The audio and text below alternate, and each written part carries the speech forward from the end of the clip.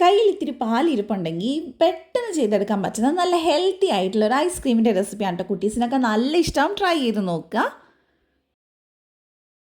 അപ്പോൾ ഇതുണ്ടാക്കാനായിട്ട് ഞാനിവിടെ 1 litre പാലെടുത്തിട്ടുണ്ട്. 2 packet പാൽ കേട്ടോ. 1 പാക്കറ്റ് പാൽ കൊണ്ട് നമുക്ക് ചെയ്തെടുക്കാം. അപ്പോൾ കുറച്ച് കൂടുതൽ വേണമെങ്കിൽ 1 ലിറ്റർ എടുത്താൽ മതി. ഇനി നന്നായിട്ട് നമുക്കിതൊന്ന് തിളപ്പിച്ചെടുക്കണം. തിളപ്പിച്ചാൽ മാത്രം പോരാ, ഏകദേശം ഒരു 20-25 മിനിറ്റ് നമുക്കിതിനെ വറ്റിച്ചെടുക്കണം. വറ്റുന്ന സമയത്ത് ഇതിൻ്റെ സൈഡിലൊക്കെ ഇങ്ങനെ പാട കെട്ടുന്നുണ്ടാവും. അത് നന്നായിട്ട് ഇതിലേക്ക് തന്നെ ഇളക്കിയിട്ട് കൊടുക്കുക. കാരണം നല്ല തിക്കായിട്ട് വന്നാൽ ഐസ്ക്രീം നല്ല പെർഫെക്റ്റ് ആയിട്ട് കിട്ടുള്ളൂ. ഇപ്പം നമ്മുടെ പാല് നന്നായിട്ട് വറ്റി വന്നിട്ടുണ്ട്. ഏകദേശം 1 ലിറ്റർ ഉണ്ടായിരുന്ന പാലിപ്പോൾ 600 ml ആയിട്ടുണ്ടാവും. അപ്പോൾ ഈ ഒരു ഘട്ടത്തിൽ നമുക്ക് ഫ്ലെയിം ഓഫ് ചെയ്തിട്ട് ചൂടാറാൻ വേണ്ടിയിട്ട് മാറ്റി വെക്കാം. നന്നായിട്ട് ചൂടാറണം. ഇനി നമുക്ക് വേണ്ടത് കുറച്ച് നട്ട്സാണ്. അപ്പോൾ അതിന് ഞാൻ കുറച്ച് അണ്ടിപ്പരിപ്പ് എടുത്തിട്ടുണ്ട്. ഏകദേശം ഒരു 10-30 അണ്ടിപ്പരിപ്പ്, അതുപോലെ തന്നെ ബദാം എടുത്തിട്ടുണ്ട്. പിസ്ത ഉണ്ടെങ്കിൽ അതും എടുക്കാം. അപ്പോൾ ഇനി നമുക്കിത് മിക്സിയുടെ ജാറിലേക്ക് ചേർത്ത് കൊടുക്കാം കേട്ടോ. അപ്പോൾ നിങ്ങളുടെ കയ്യിൽ ഏതെങ്കിലും ഒന്നേ ഉള്ളൂവെങ്കിൽ അതെടുത്താൽ അതിനനുസരിച്ച് അളവ് കൂട്ടിയാൽ മതി.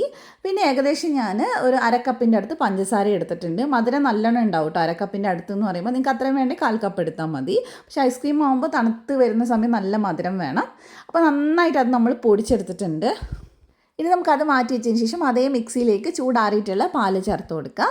അതിൻ്റെ കൂടെ തന്നെ നമ്മൾ പൊടിച്ചിട്ടുള്ള ആ നട്ട്സിൻ്റെ പൗഡർ ഉണ്ടല്ലോ, അതുകൂടെ ചേർത്ത് കൊടുക്കുന്നുണ്ട്. കുറച്ച് വലിയ മിക്സി എടുത്തോളൂ കേട്ടോ, അതാണ് നല്ലത്. അതിനുശേഷം ഞാൻ പാൽപ്പൊടിയാണ് കേട്ടോ ചേർത്ത് കൊടുക്കുന്നത്. പാൽപ്പൊടി ഞാൻ 1 കപ്പ് എടുത്തിട്ടുണ്ട്. അപ്പോൾ നമ്മൾ ഫ്രഷ് ക്രീം ഒന്നും ചേർക്കുന്നില്ല, അതിന് പകരമാണ് നമ്മൾ പാൽ വറ്റിച്ച് പാൽപ്പൊടിയൊക്കെ ചേർത്തിട്ടുള്ളത്. അത് നന്നായിട്ട് 1 മിനിറ്റ് ഒന്ന് അടിച്ചെടുത്തിട്ട് നമ്മൾ ഏത് പാത്രത്തിലാണ് ഐസ്ക്രീം സെറ്റ് ചെയ്യുന്നത് അതിൽ വെക്കുക. എന്നിട്ട് നന്നായിട്ട് ക്ലീൻ റാപ്പ് ചെയ്തിട്ടുണ്ട് ഞാൻ. അതിനുശേഷം ഫ്രിഡ്ജിൽ 2 മണിക്കൂർ ഒന്ന് ഫ്രീസറിലാണ് കേട്ടോ സെറ്റ് ചെയ്യാൻ വെക്കുക.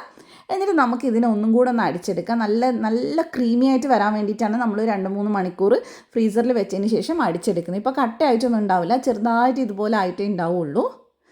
നല്ല ടേസ്റ്റ് ഉണ്ട് കേട്ടോ ഈ സമയത്ത് കഴിക്കാൻ തന്നെ. അപ്പോൾ ഇനി ഇത് ഞാൻ മിക്സിയുടെ ജാറിലേക്ക് ഇട്ടിട്ട് ഒന്നും കൂടെ അടിച്ചെടുക്കാൻ പോവാണ്.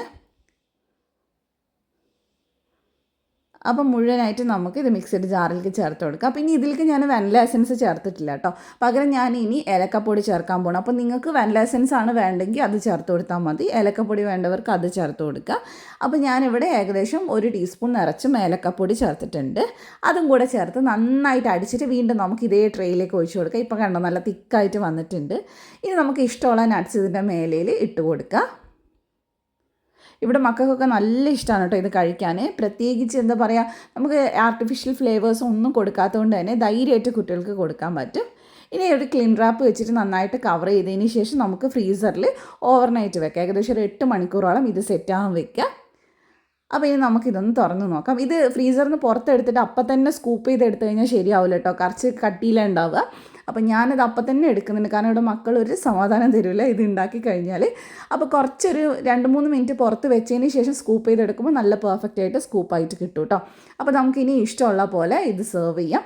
വളരെ ടേസ്റ്റി ആയിട്ടുള്ള ഒരു ഐസ്ക്രീമാണ്, നല്ല ഹെൽത്തിയാണ്. അപ്പോൾ എന്തായാലും ഉണ്ടാക്കി നോക്കുക, എന്നിട്ട് ഫീഡ്ബാക്ക് അറിയിക്കുക. അപ്പോൾ നമുക്കിനി ഇതൊന്ന് കഴിച്ച് നോക്കാം. നല്ല നിങ്ങൾക്ക് കാണുമ്പോൾ തന്നെ മനസ്സിലാവുന്നുണ്ടാവും, കടയിൽ നിന്ന് വാങ്ങിക്കുന്ന അതേപോലെ തന്നെയാണ് ടെക്സ്ചറൊക്കെ കിട്ടിയിട്ടുള്ളത്. അപ്പോൾ ഇങ്ങനെ ഒരുപാട് പേര് ചിലപ്പോൾ ഉണ്ടാക്കിയിട്ടുണ്ടാവും. ഉണ്ടാക്കിയവരുണ്ടെങ്കിൽ ഒന്ന് കമൻറ്റ് ചെയ്യുക കേട്ടോ.